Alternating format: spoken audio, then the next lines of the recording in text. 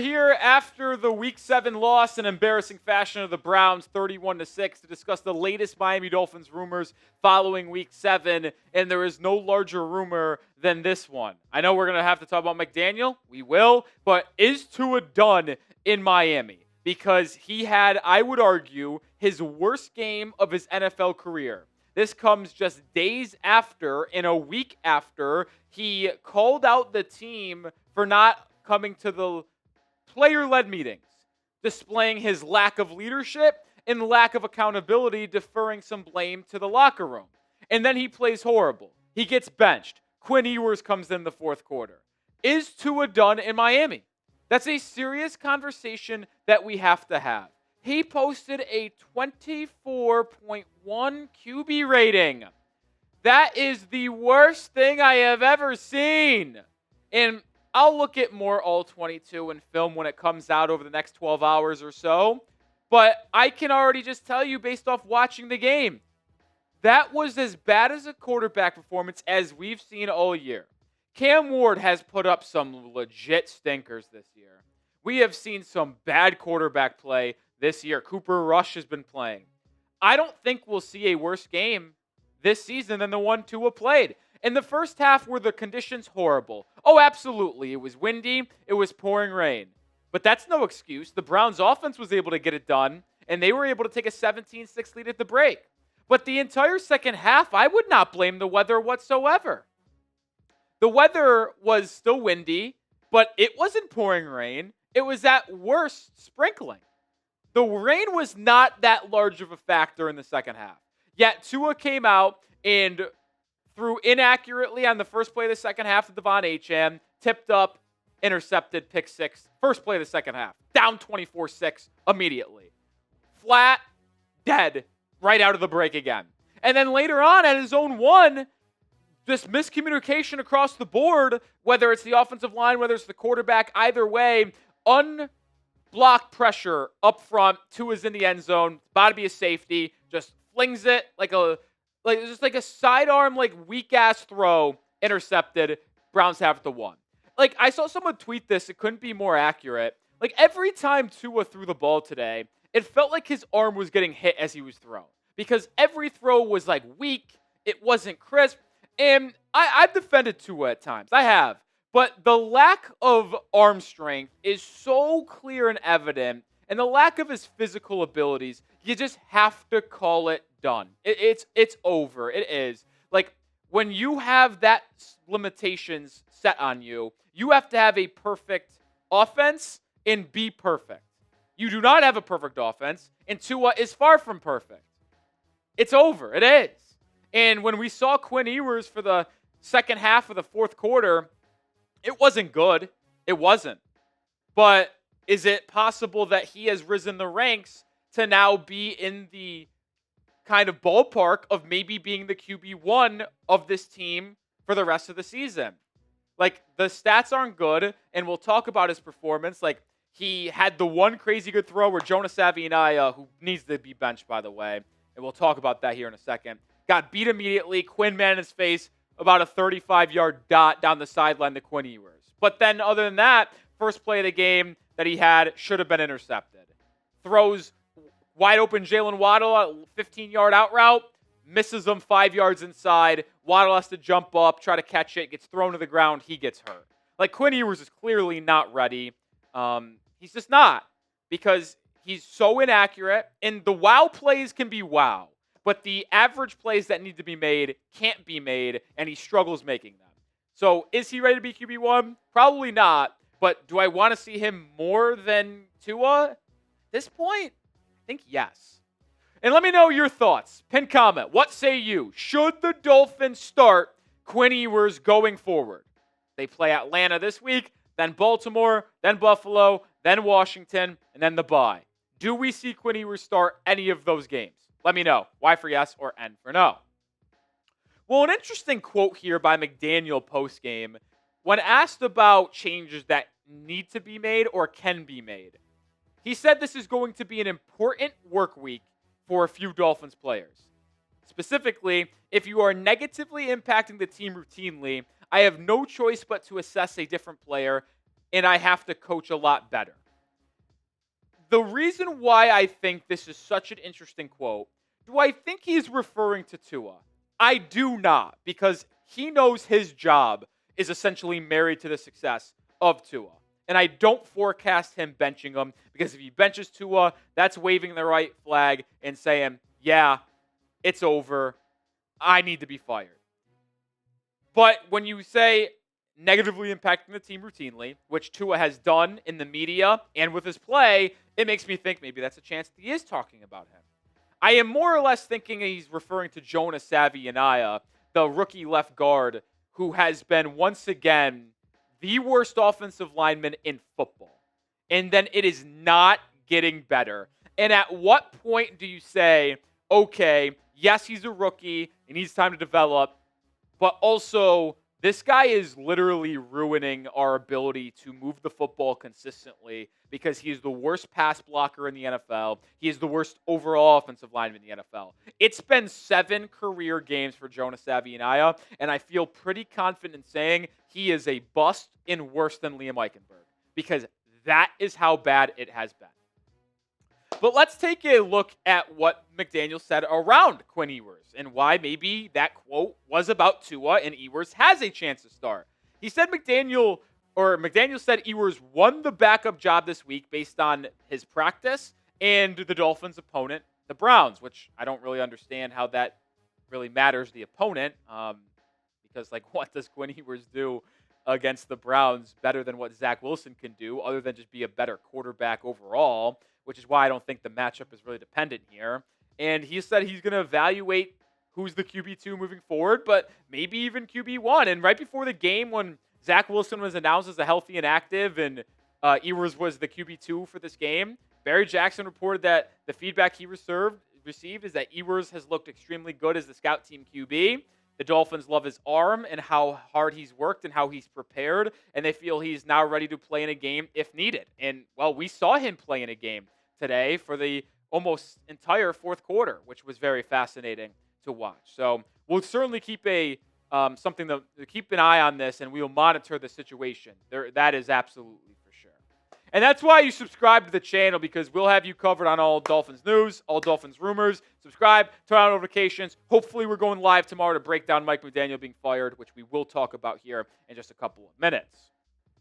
But now I wanted to take a look at Tua's contract, because if the Dolphins do end up benching Tua, that signifies he is done in Miami for the rest of his career. There is no coming back from that. As I mentioned, if you bench Tua, he is done in Miami. You can never go back to him as a starter the rest of his career. And we have talked ad nauseum about how he can't be cut most likely until 2027 because of the dead cap he has this year as well as in 2026, as you see his full current contract on screen right now. I'm here to tell you, I don't think I care anymore. And looking at the numbers on Over the Cap as well as Spot Track, it came down to this. Right now, Tua has a $56.4 million cap hit for the 2026 season. Clearly the highest paid player on the Miami Dolphins. That $99 million in dead cap that we have referred to is if they cut Tua prior to June 1st, whether that is right now, and that's his dead cap for next year, or whether that be after the season in February. He has a cap hit that would be dead because he would not be on the team of $99.2 million. Well, if you waited till after June 1st, the cap hit only goes up $11 million, which means, yes, Tua would be having a dead cap of $67.4 million, which is just egregious, but it isn't as bad as the $99 million was made out to seem when you look at the Spot Track numbers that we just showed. And I am going to be very clear and decisive about this take and what I am about to say. I am absolutely willing to cut Tua Tagovailoa on June 2nd, 2026, and have the $67.4 million in dead cap. I know winning football teams cannot have a $67.4 million dead cap. Well, I got a newsflash with you. The The Dolphins will be a losing team at least another year, whether they have Tua at quarterback in 2026 or do not. They are likely not going to be able to go from the dumpster fire, second worst team in football they are right now, to a winning playoff team in 1 year. Could they be that in 2 or 3 years if they make the right hire at head coach and draft the right quarterback? Absolutely. But it will not be next season. I cannot take Tua being on this team, speaking to the media, and playing on Sundays another year. Hell, I could barely take it another day and another week. So yes, I am perfectly fine with cutting Tua's ass June 2nd, 2026, taking on the $67.4 million in dead cap, saving money in 27 and 28, and wiping your hands clean and saying, goodbye, you lefty loser fuck, I'm done. We're going to talk about the head coach and GM coming up here in a second, but this episode is brought to you by Prize Picks. You and I make decisions every single day. With the right decisions on Prize Picks, you can be paid where it's good to be right. Just pick more or less and at least 2 player stats, and if you get your picks right, you could cash in. How you play is up to you. If you want flexibility, choose Flex Play, where you can get paid even if one of your picks misses. And if you want the biggest payouts, go for the Power Play. No matter your play, Prize Picks is a great way to put your takes to the test. My picks for week 7 did not go that well. Went 2 for 4. Knew Gabriel and Tua weren't going to throw the ball, but I really did think Judkins was going to get to 93, got to 84, and I thought Achane was going to have 16 carries, only had about 12 or 13. Download the Prize Picks app today and use code CLNS to get $50 in lineups after you play your first $5 lineup. That's code CLNS to get $50 in lineups after you play your first $5 lineup. Prize Picks, it's good to be right. As we segue here, I want to talk about the consistent dysfunction inside the Dolphins. And another sign of dysfunction is finger pointing. Tua, after the game, admitted that he's been playing really bad, which is an understatement, by the way. And he said, the turnover showed up for me, and you can't expect to win games like that. We shot ourselves in the foot. Penalties, alignment, communication. The reason why I wanted to show this, though, I don't know when it went south between Mike and Tua, because they've always had a good relationship, and I think it really went south last year. I don't know when, but it did. But look at this quote. Like, he admitted he has not played well. Turnovers can't happen, can't win. But then he goes, we shot ourselves in the foot. Penalties. Did we have a lot of penalties today? Oh, an egregious amount. Let me get the correct numbers up here real quick. But the penalties are unacceptable, and it goes back to being a poorly coached team. 11 penalties for 103 yards. Horrible.